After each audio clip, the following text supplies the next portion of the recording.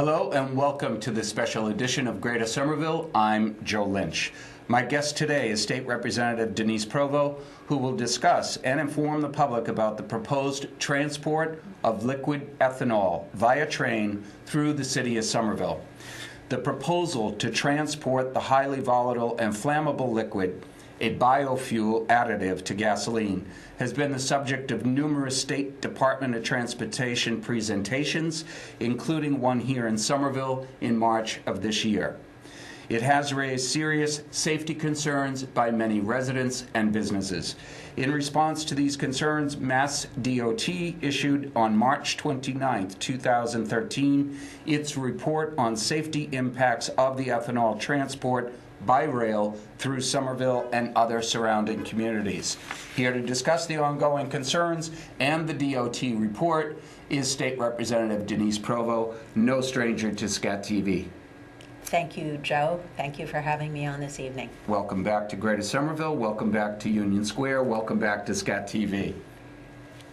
We are going to discuss something, and we're going to try to keep it in as simple a form as possible, which is the transport by rail of highly flammable, highly volatile liquids via the rail system that cuts through Somerville. So I'm going to let you set it up in terms of what ethanol is, how it's used, how it's transported today, where it goes, and what the big to-do is about ethanol transport through Somerville. Okay. Well, to start with your question, what is ethanol? It's pure alcohol, pure grain alcohol. Most of it in the U.S. is made from corn. It's called a biofuel because it does come from plants. And with recent amendments of the Clean Air Act, there was a decision made to mix ethanol into petroleum-based fuels in the U.S. So that the fuel will burn cleaner, also to reduce reliance on foreign fuel. Petroleum that's produced abroad. And a lot of the gasoline that's mixed with ethanol gets mixed right over in Revere at the facility which is at the heart of this issue, Global Partners LLC, which is right on the Chelsea Creek, Mystic River area of the Boston Inner Harbor, if you're familiar with that. And they have a facility there now where they are mixing ethanol with gasoline and then distributing it. Right now, the ethanol is coming to Revere by barge from Providence. Comes out of Rhode Island, yes, up along the coast of Massachusetts, that's right, into the harbor and over to Revere. Exactly, right. Exactly. Where it's unloaded and mixed with gasoline. And, in case people who are familiar, there are some states where it's legal to sell ethanol in little bottles to spike up your punch. You wouldn't want to drink the ethanol that's being shipped to eastern Massachusetts because it is mixed with 5% gasoline to discourage potential imbibers. So if it were pure, it would be pure grain alcohol. We're not advocating that, folks. No, we are warning anyone who thinks that this is another kind of product. But it's a fuel additive, as I said. But the ethanol that's being shipped to Global is anywhere from 85 to 95% pure. And as an alcohol, if you've ever watched waiter in a restaurant flambe something, it is an extremely flammable substance, and I've had blue flames come out of the top of my cocktails every now and then. Yeah. So. And actually, sometimes ethanol burns with an invisible flame, which makes it particularly dangerous, and it burns avidly. It's a fire that cannot be put out with water. Right. There's a special alcohol-resistant foam which is required for firefighters to suppress ethanol fires that has to be applied in a very particular way. It has to be kind of sprayed slowly and In carefully layers. across the surface. Yes. And it's very expensive. 5 gallons of this foam costs about $190. Okay. So, you know, great quantities of it can be needed to suppress an ethanol fire. Excuse me. So let's take it one step back. Yep. Produced mainly in the Midwest. In the Midwest, corn Iowa, country. corn country. Kansas, yep. It goes through some kind of a refinement. Yep. It is then loaded onto rail cars today. Yes. And it's transported someplace to the East Coast. We now know that our refinery over in Revere is getting it out of Providence, out of the Rhode Island area. Right, although interestingly, it's traveling through Massachusetts now on its way from the Midwest. To get to Rhode Island. Right, in Worcester County, Okay. it's put on a line that goes down And then to it Rhode detours Island. south. Exactly. But the proposal by CSX and Pan Am Systems, are those, or is it? Those are the two major rail systems. The freight providers that Global would use would be CSX or Pan Am. Or Pan Am. But at this point, it's Global's. It's Global that's Right. driving the. So it's produced in the Midwest. proposal. Global is the owner of this ethanol stuff. Right. They're using trains that they're leasing or renting from CSX or Pan Am. So they're going to come further east. That's what their proposal is. They want to stop using the barges Right. down out of Rhode Island, bringing it up along the coast. They want to stop doing that, and they want to start bringing all of their ethanol via train Yes. to Revere. Yes. That's where we come in. That's where we come in. Right.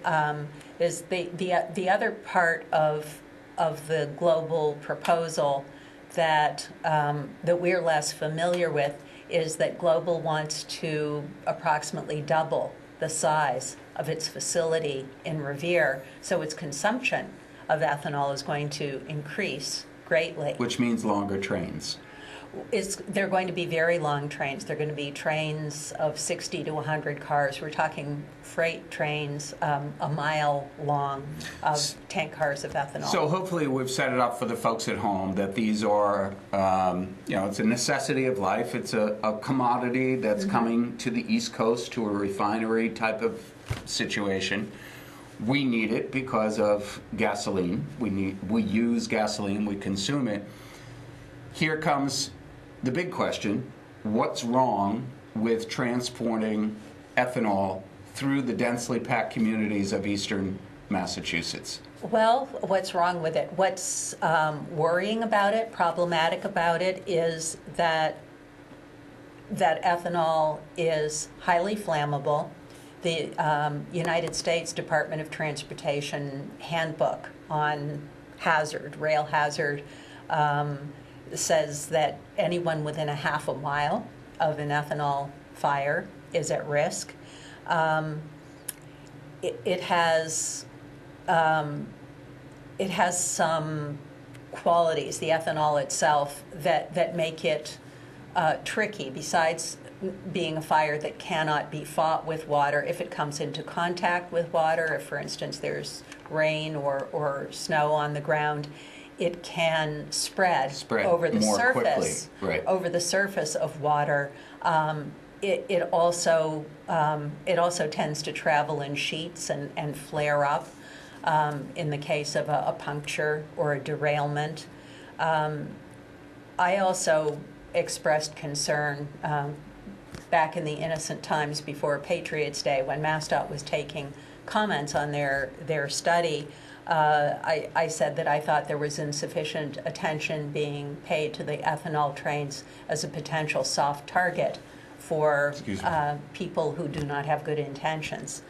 So there is that concern. Another concern that I have is that just a few weeks ago there were new maps released of anticipated sea level rise in Greater Boston, and given that the Global facility is right on the inner harbor, if you have the wrong combination of increased sea level and high tide and a a storm such as Sandy, you could have a whole other set of hazards. Where the actual refinery gets inundated by a high tide, an astronomical high tide or something. So. Yes, or waves or debris. We can have another discussion on that, but let's go back to the trains. Sure. So today, those of us who grew up in the city, we are in Somerville, we're fairly used to or grew up with a lot of freight trains coming along the Fitchburg line, the Lowell line, the Newburyport line. I mean, we were used to that.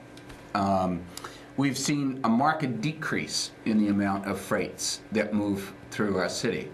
So it's one of the comments. I did happen to go to Mass DOT's meeting about traveling through Somerville, and one of the things that caught my interest was the amount of increased freight that will be potentially be coming down the Lowell line as well as the Fitchburg line, because some of these trains will be 100 cars long, potentially 100 cars full of highly flammable, highly volatile ethanol traveling through Magoon Square neighborhood, Union Square neighborhood, lots of places where we're not used to seeing freight anymore. Well, through the most densely populated areas on the East Coast, really. And it's not just Somerville. Somerville, Chelsea, Everett, Revere, parts of Boston are also affected, including municipalities that are west of here, Medford, Belmont,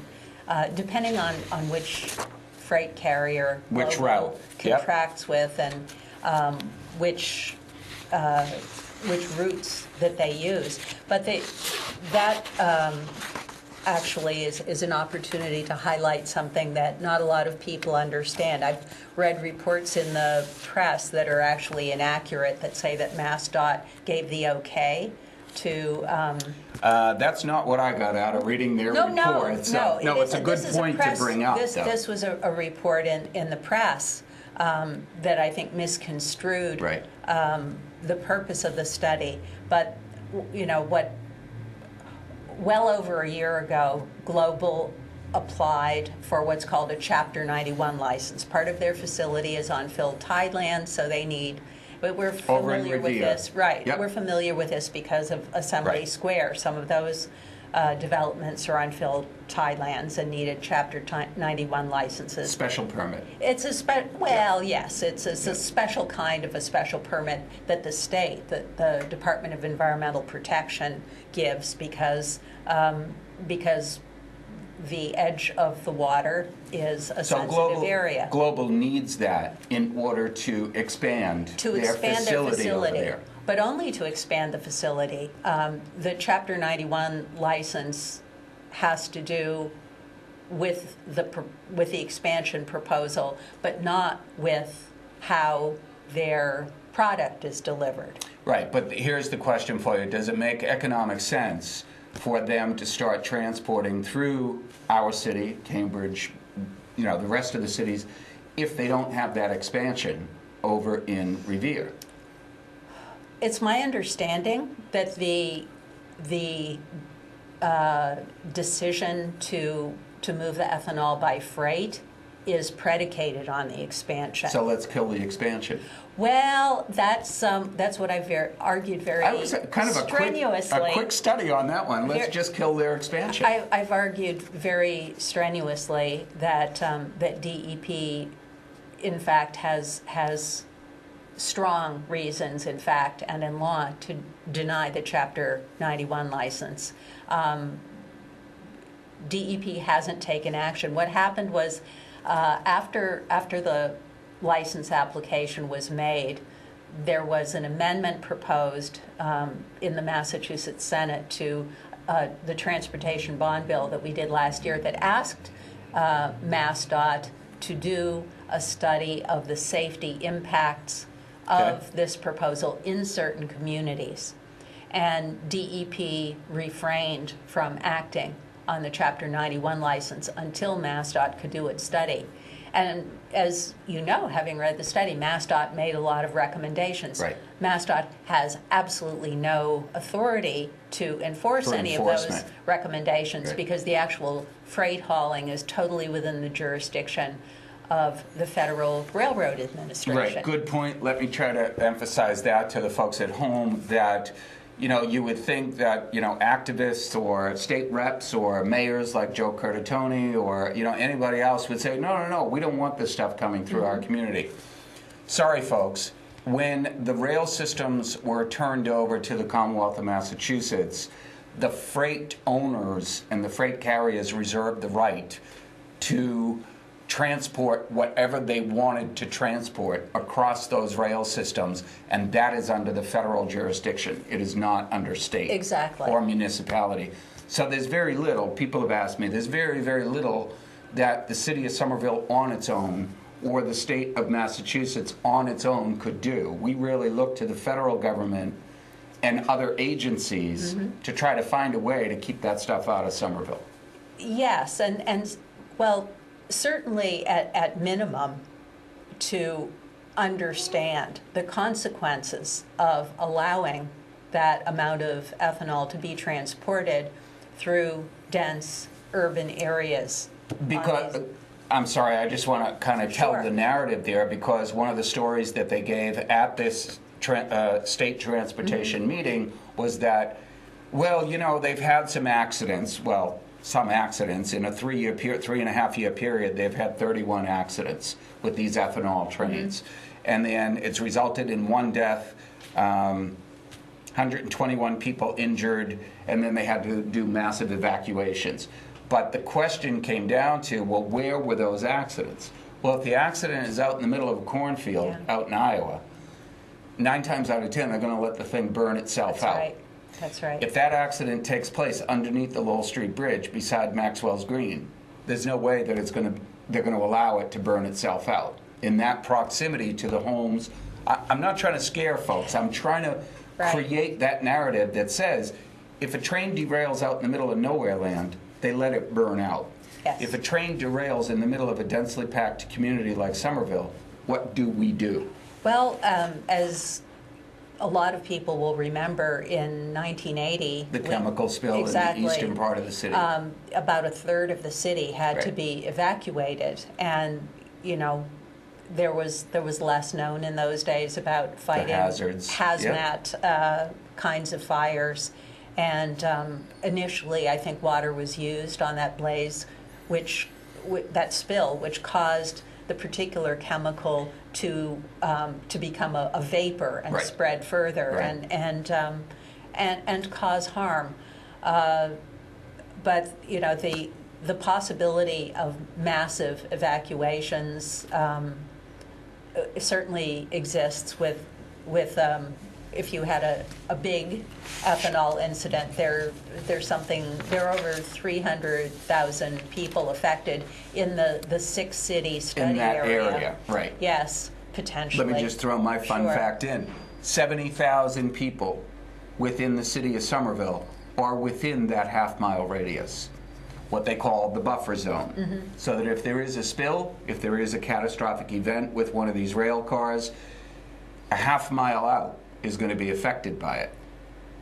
Right, in both directions. Knowing that we only have a 4.2 square mile city, any place along that line, whether it's the Fitchburg line that they're using or the Lowell line or any of the other lines that skirt our city, we're still going to have thousands of people affected by a possible evacuation.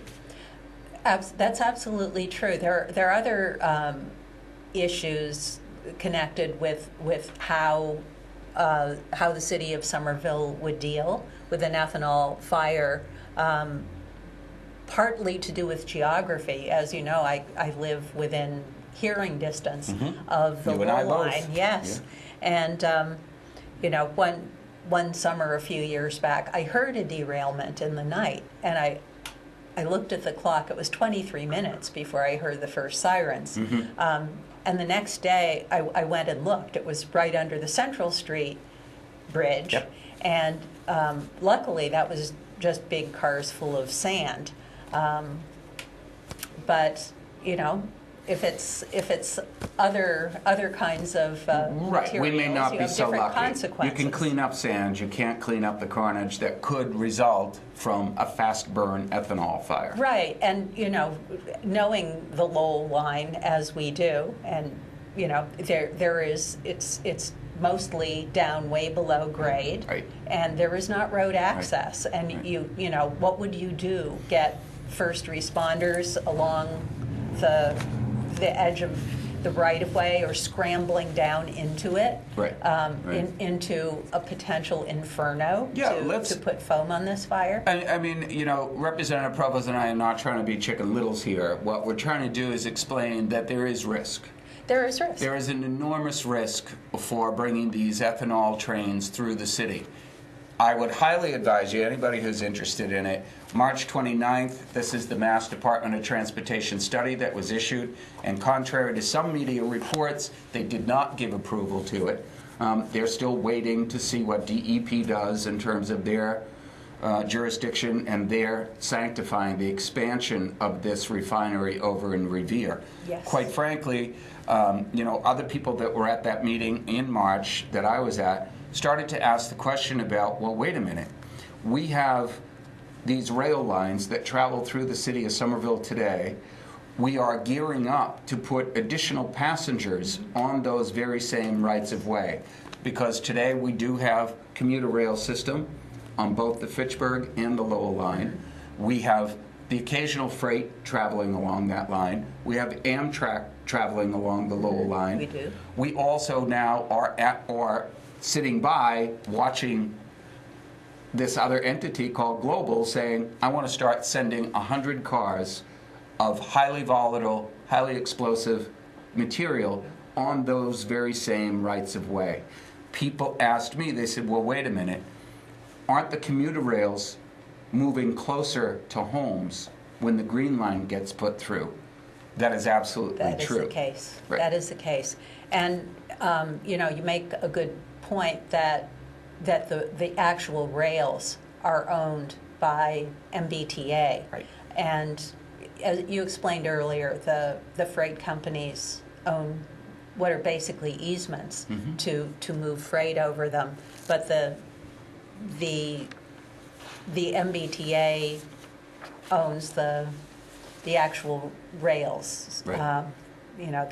the physical facility, and if there were a fire, service could be very much disrupted, and there could be damage to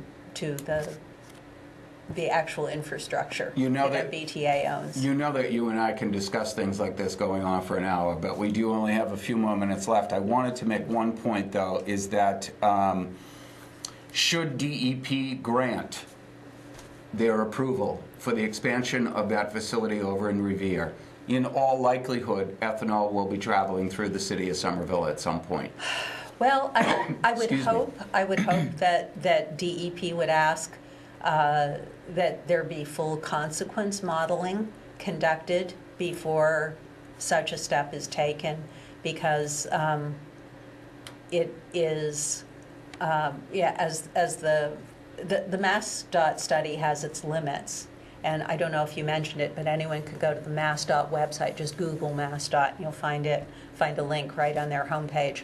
That they have pointed out that there are a lot of unanswered questions. Many unanswered questions, yep. With regard to this proposal.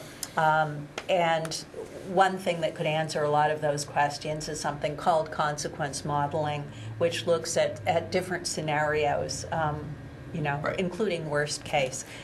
Worst case scenario, if Global gets their way and the Commonwealth and the cities and towns cannot do anything to prevent this, at a very minimum, we are hoping that Global comes to its senses and says, this is our product traveling through your cities. We understand your fears. We don't think you have anything to worry about, but we're going to give you the equipment, and we're going to purchase the equipment that you can fight that off chance of a spill.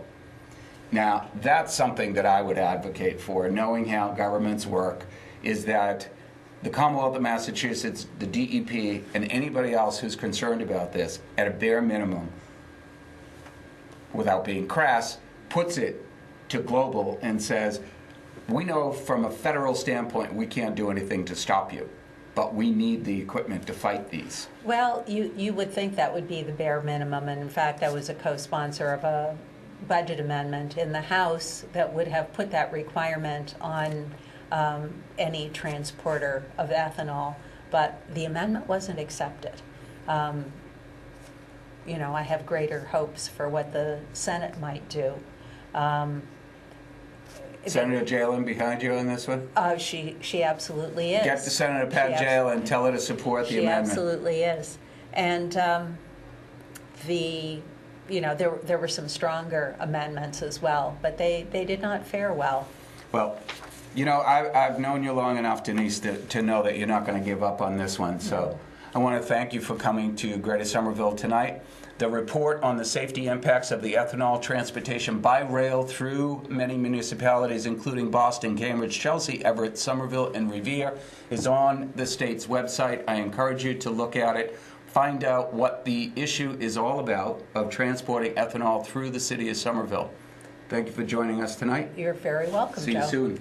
Thank you very much. Hope so. Good night, everybody. Good As night. always, stay safe and stay informed.